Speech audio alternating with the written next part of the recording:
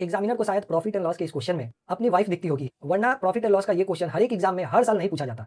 ये जानने के बाद भी बच्चे इस क्वेश्चन में बार बार गलती कर रहे हैं। तो आ जाओ बिना किसी हड़बड़ी के एकदम धैर्य के साथ 1 मिनट से भी कम समय में इस क्वेश्चन को सॉल्व करते हैं, ताकि फिर से कभी गलती ना हो। लेकिन उससे पहले आप इस वीडियो को स्टॉप करो और खुद से पहले इस क्वेश्चन को सॉल्व करो। क्वेश्चन में बोला है एक व्यक्ति ने 11,520 रुपए में 2 भैंसें खरीदी, उसमें से एक भैंस को उसने 15% की हानि पर बेच दिया। 15% हानि का मतलब होता है कि उस भैंस के कॉस्ट प्राइस का 15% आपको नहीं मिला है। तो आपको मिला कितना है ये भैंस बेचने पर? आपको मिला है उस भैंस के कॉस्ट प्राइस का केवल 85%। तो पहला भैंस बेचने से आपको इतना पैसा प्राप्त हुआ।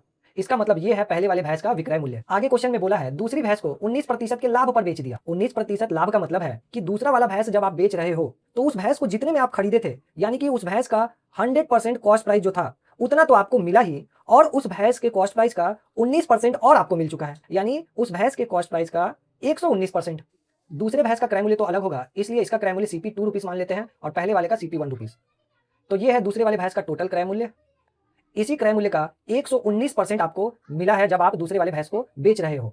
इसका मतलब ये है दूसरे वाले भैंस को बेचने से प्राप्त होने वाली राशि, यानी दूसरे वाले भैंस का विक्रय मूल्य। अब क्वेश्चन में बोला है दोनों भैंसों का विक्रय मूल्य बराबर है। जब क्वेश्चन में बोला है तो हमें भी दोनों भैंसों का विक्रय मूल्य बराबर ही करना होगा। यह है पहले भैंस का विक्रय मूल्य और यह है दूसरे भैंस का विक्रय मूल्य, इन दोनों को करना है बराबर। ये परसेंट से परसेंट कट गया और ये 17 से कटेगा 5 बार में, और ये 17 से कटेगा 17 छक 102, 17 सत्ते 119। ये इधर आएगा तो डिवाइड में बन जाएगा। तो यहाँ से हमें मिलेगा पहले वाले भैंस का क्रय मूल्य CP 1 और दूसरे वाले भैंस का क्रय मूल्य CP 2 रुपीस। और बराबर के उस साइड 7 पहले से वेट कर रहा है और ये वाला 5 जो है उधर जाकर डिवाइड हो जाएगा, तो 7/5 बन जाएगा। यानी कि दोनों भैंसों का क्रय मूल्य रेशियो में कितना है ये हमें पता चल चुका है। पहले भैंस का क्रय मूल्य 7 रेशियो है और दूसरे भैंस का क्रय मूल्य 5 रेशियो है। इसका मतलब दोनों भैंसों का टोटल क्रय मूल्य कितना होगा? 7 रेशियो और 5 रेशियो, यानी कि 12 रेशियो। तो ये है दोनों भैंसों का टोटल क्रय मूल्य हमारी तरफ से, और एग्जामिनर की तरफ से दोनों भैंसों का टोटल क्रय मूल्य दे रखा है 11,520 रुपए। ये भी दोनों भैंसों का टोटल क्रय मूल्य है और ये भी दोनों भैंसों का टोटल क्रय मूल्य है, यानी दोनों ही सेम चीजें हैं और दो सेम चीजें हमेशा बराबर ही होती हैं, इसलिए इनके बीच में आ जाएगा बराबर। अब 12 की टेबल से ये काटेंगे हम, तो 12 एकम 12 और 12 की टेबल से इसको काटेंगे, 12 9 108, बचेगा 7 और 2, 12 छक 72 और ये 0। इसका मतलब एक रेशियो का वैल्यू आया 960 रुपए।